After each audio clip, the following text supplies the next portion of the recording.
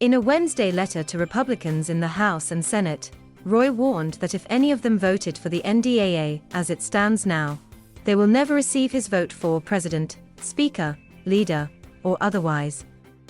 The House passed its version of the $768 billion Pentagon funding bill last month in 316 to 113 vote, with 134 Republicans and 182 Democrats voting in favor of the NDAA.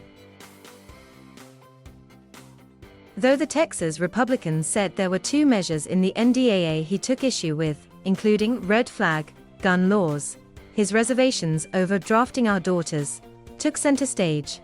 Roy pushed back on the argument that the draft will be easier to abolish if women are included under the guise of equality.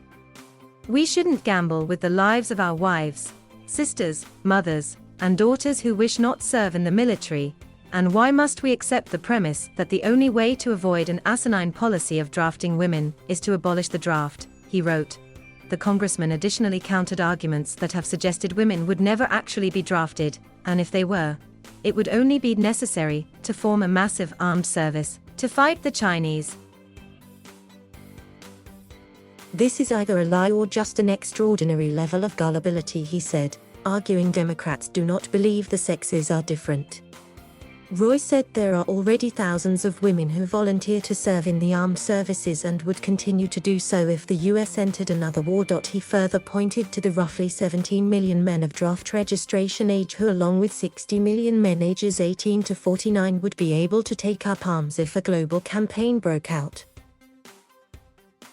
Roy thanked those women who have been injured or killed in their voluntary service in the U.S. military, and noted, certain women can be as capable as certain men. On average, however, it's simply not true that in combat settings both sexes fare the same overall, he added, pointing to studies conducted through the Army and Marines.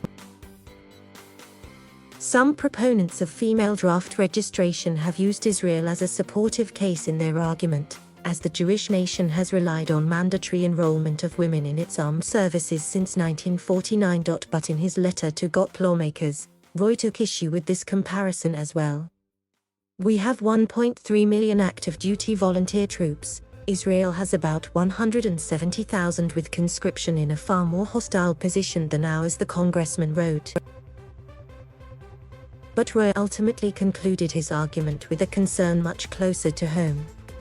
I don't want my daughter drafted just so you can get the yucks, he said. The Texas Republican argued that forcing millions of women to join the military should not be a law passed in a nearly $800 billion spending bill, but should be open for debate and public discussion. The Senate is expected to vote on its version of the NDAA later this month. Leaders from the House and Senate will then conference to finalize the legislation that will ultimately land on President Biden's desk.